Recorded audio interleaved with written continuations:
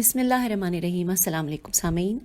یہ ہے کاشان بصیرت کا یوٹیوب چینل اور ہم مل کر پڑھ رہے ہیں نہج البلاغہ کے تیسرے حصے، یعنی کہ جہاں پہ کلمات قصار ہیں مولا علی علیہ السلام کی حکمات، اور اس کو پڑھتے ہوئے ہم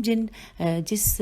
مقام پہ ٹھہرے ہیں یہاں پر ہم دو کلمات قصار یعنی دو حکمات کو پڑھیں گے، سمجھیں گے اور اس کو سمجھنے کے ساتھ ساتھ اپنی زندگی میں اس پہ عمل کرنے کی کوشش کریں گے۔ تو اس نشست میں ہم پڑھیں گے حکمت نمبر 430 اور 429۔ میں ساتھ ساتھ بتاتی چلوں کہ یہ حکمت ہمارے لیے تیار کی ہے محترمہ سیدہ رخسانہ گوہر زیدی صاحبہ نے، کہ جو آیت اللہ مکارم شیرازی کی شرح سے جنہوں نے استفادہ حاصل کر کے ہمارے لیے انتہائی مختصر اور آسان الفاظ میں یہ شرح تیار کی ہے۔ اور اس سے پہلے کہ میں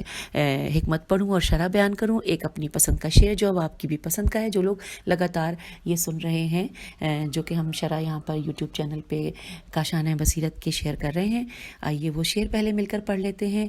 وہ کیا ہے شعر؟ میرا تو دل تھا کہ اگر آپ لوگوں کی بھی میں آواز سن سکتی تو مجھے بہت اچھا لگتا، لیکن آئیے میں پڑھتی ہوں کہ بڑا آسان رستہ ہے، بہت باریک نکتہ ہے کہ باب علم سے گزریں تو شہر علم آتا ہے۔ تو شہر علم تک کا سفر ہم کر رہے ہیں اور باب العلم پہ دستک دے رہے ہیں، کیونکہ باب العلم کا دروازہ کھلے بغیر ہم شہر علم تک جا نہیں سکتے، اور یہ ہمیں ہمارے نبی پاک صلی اللہ علیہ وآلہ وسلم ہی نے بتایا ہے۔ آئیے اسی راستے پہ چلتے ہیں، اسی دروازے پہ بیٹھتے ہیں اور پڑھتے ہیں حکمت 430۔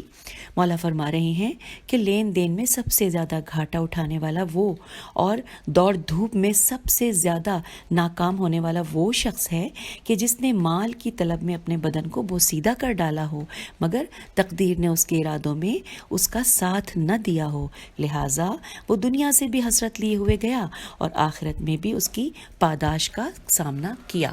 تو یہ حکمت 430 ہم نے پڑھ لی، کلام امام ہے، اس کو سمجھنے کے لیے آئیے شرح کا سہارا لیتے ہیں۔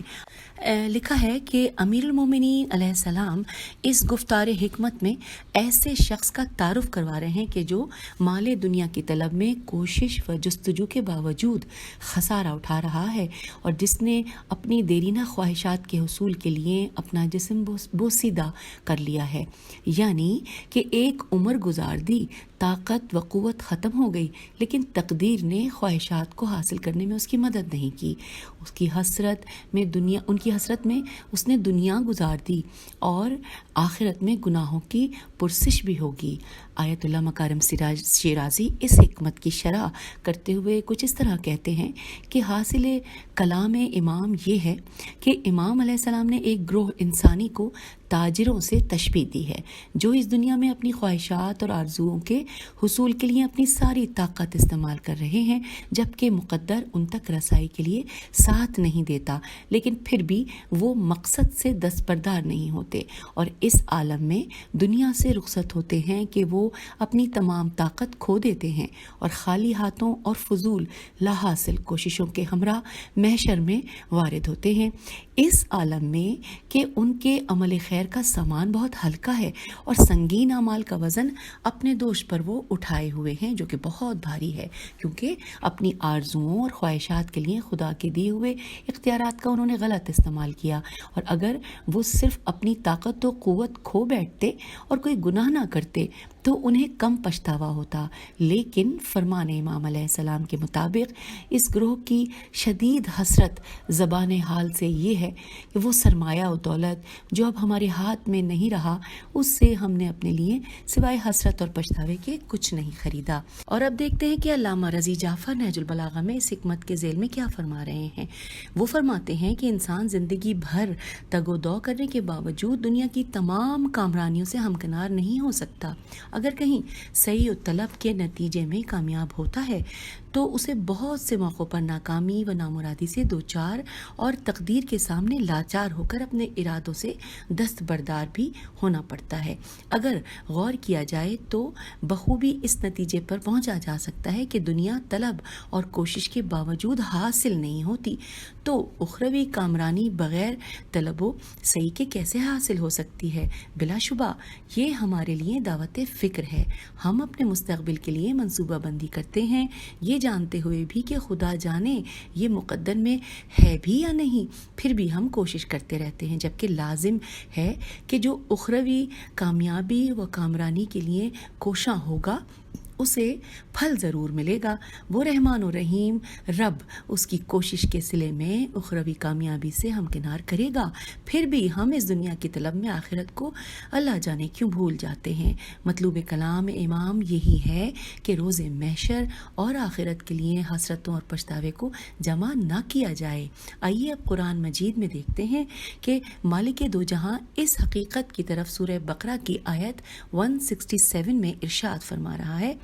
کہ انورٹڈ کوما کہ یہ حال دیکھ کر پیروی کرنے والے حسرت سے کہیں گے کہ اے کاش ہمیں پھر دنیا میں جانا نصیب ہو، تاکہ جس طرح یہ ہم سے بیزار ہو رہے ہیں اسی طرح ہم بھی ان سے بیزار ہوں۔ اسی طرح خاندان کے اعمال انہیں حسرت بنا کر دکھائے گا اور وہ دوزخ سے نکل نہیں سکیں گے۔ یہ ہم نے سورہ بقرہ کی آیت 167 کا ترجمہ پڑھا، اور اب آئیے دیکھتے ہیں سورہ والعصر۔ سورہ والعصر میں تمام انسانوں کے لیے فرمایا انورٹڈ کوما کہ زمانے کی قسم کہ انسان خسارے میں ہے، سوائے ان لوگوں کے کہ جو ایمان لائے اور نیک اعمال کرتے رہے اور ایک دوسرے کو حق بات کی نصیحت کی اور صبر کی تلقین کرتے رہے۔ سورہ والعصر کی ہم نے یہ آیت کا ترجمہ پڑھا، اور اب آئیے سورہ حدید کی آیت نمبر 14 میں دیکھتے ہیں۔ پروردگار ارشاد فرما رہا ہے تو منافق لوگ مومنوں سے کہیں گے کہ کیا ہم دنیا میں تمہارے ساتھ نہ تھے؟ تو وہ کہیں گے کیوں نہیں تھے، لیکن تم نے خود اپنے تئیں بلا میں ڈالا اور ہمارے حق میں حوادث کے منتظر رہے اور اسلام میں شک کیا، اور لامتناہی آرزوؤں نے تم کو دھوکہ دیا، یہاں تک کہ خدا کا حکم آ پہنچا اور خدا کے بارے میں تم کو شیطان دغاباز دغا دیتا رہا۔ یہ ہم نے سورہ حدید کی آیت نمبر 14 کا حصہ پڑھا۔ ان آیات قرآنی سے اس حقیقت کی نشاندہی ہوتی ہے کہ جو اپنے دل کو آرزوؤں اور ہوس کے حوالے کر دیتے ہیں وہ دنیا سے خالی ہاتھ جاتے ہیں۔ تاریخ ایسے عبرت انگیز واقعات سے بھری ہوئی ہے جب بڑی بڑی سلطنتوں اور مال و دولت کے حامل افراد خدا کے حکم کے آگے بے بس نظر آئے اور دنیا کو ان کی قبروں تک کا علم نہیں ہے۔ اور اب آئیے ہم دیکھتے ہیں کہ قرآن ناطق و قرآن صامت کی ہدایات کی روشنی میں ہمیں اپنا راستہ چننا ہے۔ زمانہ تو جسم کو بوسیدہ کرے گا ہی، مگر یہ فیصلہ ہمیں کرنا ہے کہ لا حاصل دوڑ دھوپ اور مال کی طلب میں بوسیدہ ہوں اور دنیا سے حسرت لیے خالی ہاتھ جائیں اور آخرت میں اس کی پاداش کا سامنا کریں، یا عشق خدا اور طلب حق میں معرفت کی راہ پر بڑھتے ہوئے زندگی کے پل گزارتے ہوئے عمل کریں اور دنیا سے بہترین اعمال کی روشنی ہمراہ لے جائیں اور آخرت میں بھی سرخرو ہوں۔ نہج البلاغہ میں کئی مقامات پر امام علیہ السلام کے فرمان اس بات کے شاہد ہیں کہ امام بار بار ہمیں آگاہ فرما رہے ہیں اور راستہ دکھا رہے ہیں۔ آئیے خطبہ نمبر 32 میں دیکھتے ہیں اس کے اقتباس میں کہ مولا فرما رہے ہیں کہ اے لوگوں، ہم ایسے کجرفتار زمانے میں پیدا ہوئے ہیں کہ جس میں نیکوکار کو خطا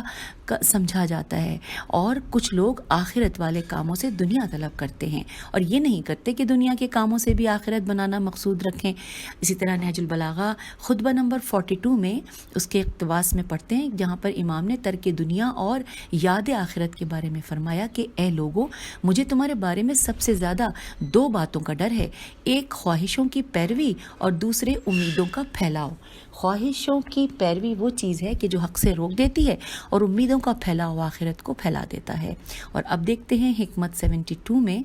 متوجہ کرتے ہوئے مولا فرما رہے ہیں کہ زمانہ جسموں کو کہنا و بسیدہ اور آرزوؤں کو تر و تازہ کرتا ہے، موت کو قریب اور آرزوؤں کو دور کرتا ہے۔ جو زمانے سے کچھ پا لیتا ہے وہ بھی رنج سہتا ہے اور جو کچھ کھو دیتا ہے وہ تو دکھ جھیلتا ہی ہے۔ اور اسی طرح حکمت نمبر 106 میں مولا فرما رہے ہیں کہ جو لوگ اپنی دنیا سنوارنے کے لیے دین سے ہاتھ اٹھا لیتے ہیں تو خدا ان کے لیے دنیاوی فائدے سے کہیں زیادہ ان کے لیے نقصان کی صورتیں پیدا کر دیتا ہے۔ تو یوں یہ والی حکمت یعنی کہ حکمت نمبر 430 کی شرح جو کہ مختصراً اور آسان الفاظ میں ہم نے مل کر پڑھی ہے۔ اور اب آئیے اگلی حکمت بھی اسی نشست میں پڑھ لیتے ہیں، یعنی کہ حکمت نمبر 429۔ مولا فرما رہے ہیں کہ قیامت کے دن سب سے بڑی حسرت اس شخص کی ہوگی کہ جس نے اللہ کی نافرمانی کر کے مال حاصل کیا ہو اور اس کا وارث وہ شخص ہوا ہو کہ جس نے اسے اللہ کی اطاعت میں صرف کیا ہو، کہ یہ تو اس مال کی وجہ سے جنت میں داخل ہوا اور پہلا اس کی وجہ سے جہنم میں گیا۔ یہ تھی حکمت 429، اور اب آئیے اس کی شرح ہم مل کر پڑھتے ہیں اور بہت کچھ جانتے ہیں۔ لکھا ہے کہ امام اس حکمت میں انسان کی زندگی میں پیسے کے کردار کے بارے میں در ہدایت وا کرتے ہوئے ارشاد فرما رہے ہیں کہ مال و دولت کے اثرات ہر ایک کی ذات پر مختلف انداز میں ہوتے ہیں۔ جو مال کی محبت میں زندگی گزارے اور اس کا مقصد حیات صرف مال جمع کرنا ہو تو اس کا آخر میں انجام کیا ہوگا؟ مال و دولت کے لیے اسلام کا نظریہ اور اس کی کوشش یہ ہے کہ انسان اور مال کے مابین تعلقات کو اس بنیاد پر مذکور رکھے کہ یہ ایک وسیلہ ہے نہ کہ کوئی ضرورت۔ مال کے حصول کے لیے اس کی کوششوں کو خدا نے کامیابی عطا کی اور مال اس کے سپرد کیا۔ اب یہ انسان پر منحصر ہے کہ وہ اسے کیسے اور کہاں خرچ کرے گا اور کن لوازمات اور خوشیوں کے حصول کے لیے استعمال کرے۔ اپنی خواہشات یعنی رہائش، لباس، کھانا وغیرہ اور ہر چیز کا خاتمہ مقصد نہیں ہے، بلکہ یہ شعور اور معرفت ضروری ہے کہ یہ مال عزت کا ایک وسیلہ ہے، اور سوچنا یہ ہے کہ اسے اپنے مالک حقیقی کے پاس کس طور جانا ہے۔ جو کچھ وہ استعمال کرتا ہے اور جو بھی وہ جمع کرتا ہے اور بچاتا ہے وہ دوسروں کے پاس جمع ہوتا ہے اور اسے اپنے پیچھے چھوڑ جاتا ہے۔ رسالۃ الحقوق میں حق المال کے بارے میں امام زین العابدین علیہ السلام کا فرمان ہے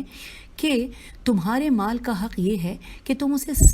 صرف حلال طریقے سے حاصل کرو، صرف درست مصارف میں خرچ کرو اور اس کے صحیح ذرائع سے اس کو ادھر ادھر نہ کرو،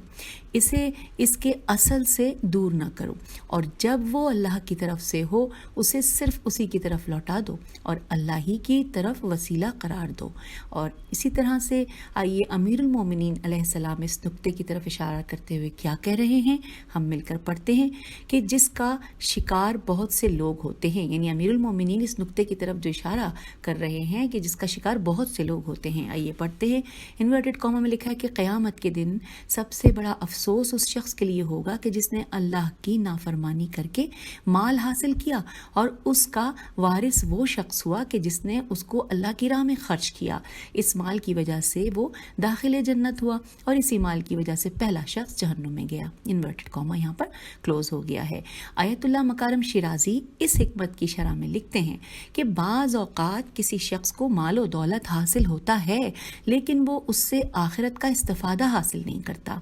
ایسا شخص حقیقتاً اس بات پر حسرت کرے گا کہ میں نے اس مال کو دنیا میں آخرت کے لیے کیوں نہیں استعمال کیا۔ اس سے بھی بڑھ کر اس شخص کے لیے جائے افسوس ہوگا کہ جس نے حلال جائیداد حاصل کی لیکن اسے آخرت کے فائدے کے لیے استعمال نہیں کیا، اور اس کے ورثاء روز قیامت اسی مال کے صحیح استعمال کی وجہ سے جنت میں جائیں گے، اور جس نے اسے جمع کرنے کے لیے محنت اور مشقت کی تھی اور وہ خود اس کے فائدے سے محروم رہے گا۔